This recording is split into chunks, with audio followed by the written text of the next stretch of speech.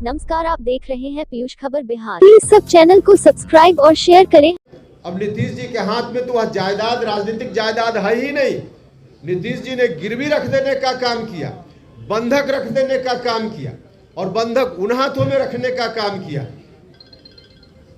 जिन हाथों ने किस तरह से बिहार को बर्बाद करने का काम किया। तो वहां बंधक ही जब पूरी जायदाद नीतीश जी ने रख दी तो हम हिस्सा कहाँ मांगे। नीतीश जी के हाथ में अब शून्य है, जीरो है। अब जब बड़ा भाई के हाथ में जीरो है तो छोटा भाई कौन सा हिस्सा उनसे लेगा। अब हिस्सा मांगने की बात उनसे नहीं कर रहे, क्योंकि हिस्सा तब हम मांगते जब उनके हाथ में होता। आज कुछ है ही नहीं। अब जब कुछ है नहीं तो उस परिस्थिति में हम यह भी सोचते हैं कि आखिर ऐसी स्थिति आई क्यों कि नीतीश कुमार जी ने पूरे तौर पे इस विरासत को कहीं गिरवी रखने का काम किया। हम लोग प्रारंभ से देखते रहे हैं नीतीश कुमार जी को, समता पार्टी के दौर से, उससे पहले से भी हम नीतीश जी को देखते रहे। नीतीश जी पहले कोई भी राजनीतिक निर्णय खुद लेते थे, लोगों से परामर्श जरूर करते थे, एक एक कार्यकर्ता से बात करते थे, नेताओं से बात करते थे और उसके उपरांत फिर निर्णय लेते थे। तो खुद से जब निर्णय लेते थे तो उनका निर्णय सही होता था। लेकिन आज की तारीख में नीतीश कुमार जी खुद कोई निर्णय ले ही नहीं रहे। और एग्जाम्पल के लिए हम आपको बताएं, आप लोग जानते भी हैं, महागठबंधन जब बना, गठबंधन में फिर से बदलाव हुआ तो क्यों बदल गए, क्यों महागठबंधन में आ गए। मुख्यमंत्री जी ने सार्वजनिक रूप से पब्लिक डोमेन में यह बात कही है कि पार्टी के राष्ट्रीय अध्यक्ष ललन सिंह जी और श्री विजेंद्र यादव जी ने महागठबंधन के साथ जुड़वा दिया, पार्टी को इधर से हटाकर वहां ला दिया। मतलब मुख्यमंत्री जी किसी के कहने पर वहां चले गए। तो इसलिए सीधा एग्जाम्पल है कि मुख्यमंत्री जी आप अपनी इच्छा से कुछ नहीं कर रहे।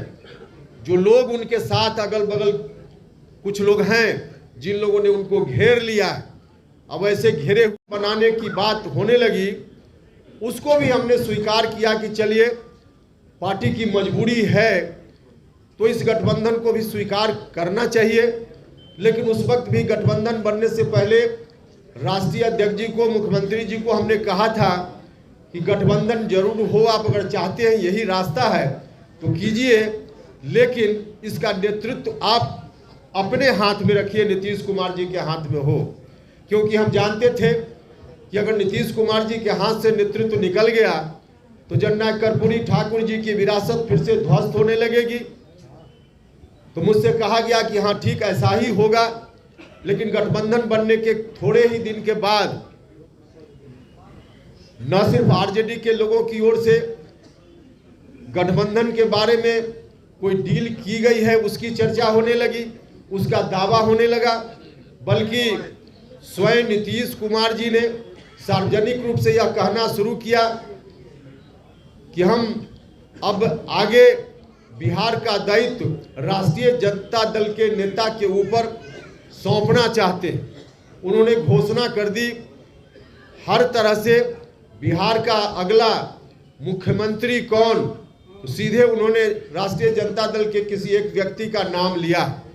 जब ऐसी स्थिति आई तभी से लोगों के मन में चिंता की शुरुआत हुई, जिसकी चर्चा हमने की कि पार्टी के साथी, आम जनता, सब लोगों के मन में यह चिंता आ गई कि आखिर आगे क्या होगा बिहार का। अब हमारे सामने रास्ता था कि जननायक कर्पूरी ठाकुर जी की विरासत को हम चुपचाप बैठ नहीं कर पा रहे हैं कि उन्होंने अपने पास उन लोगों को कभी आने ही नहीं दिया, अपना उत्तराधिकारी उस रूप में किसी को बनाने की कोशिश ही नहीं की जो जननायक कर्पूरी ठाकुर जी की विरासत के अनुकूल उनको सलाह देता। जो लोग भी अगल बगल बैठे हुए हैं, जननायक कर्पूरी ठाकुर जी की विरासत से उनको कोई लेना देना नहीं है। इन लोगों की तो एक तरह से साजिश है कि वह विरासत बर्बाद हो जाए। तो वैसे लोग जब बैठेंगे तो इसी तरह की सलाह देंगे। और इसमें कहीं ना कहीं थोड़ा दोष मुख्यमंत्री जी का भी है। अगल बगल जिस तरह के लोग बैठ गए, खुद मुख्यमंत्री जी ने जो एक्शन लिया जिसके चलते ऐसा हुआ है, समता पार्टी बनी थी, बाद में चलकर जनता दल यूनाइटेड, इसको सबसे ज़्यादा किस सामाजिक वर्ग के लोगों ने ताकत देने का काम किया। ताकत तो समय समय पर सब लोगों ने दी, अति पिछड़ा समाज के लोगों ने ताकत दी, लघु समाज के लोगों ने ताकत दी, दलित महादलित समाज के लोगों ने ताकत दी, अल्पसंख्यक समाज के लोगों ने समय समय पर ताकत दी, और यहाँ तक जो सवर्ण समाज के लोग हैं, जो उसमें भी एक बड़ा सेक्शन सामाजिक न्याय को पसंद करने वाले लोग हैं, उन लोगों ने भी मिलकर इनको ताकत देने का काम किया। तो इतने लोगों ने ताकत दी, इनको दी, लेकिन नीतीश कुमार जी आज उसी को भूल गए और धीरे धीरे ऐसे लोगों से घिर गए जिनको इन बातों से कोई लेना देना नहीं है। मुख्यमंत्री जी चाहते तो सबसे अधिक जो शुरुआती दौर में जिनको इन्होंने जिन लोगों ने इनको आधार दिया, खड़ा किया, लघु समाज के लोगों ने, अति पिछड़ा समाज के लोगों ने, उन वर्गों से किसी को अगर नीतीश कुमार जी आगे बढ़ाते, अपना उत्तराधिकारी घोषित करते, तो आज पड़ोसी के घर से उत्तराधिकारी इनको खोजने की जरूरत नहीं पड़ती।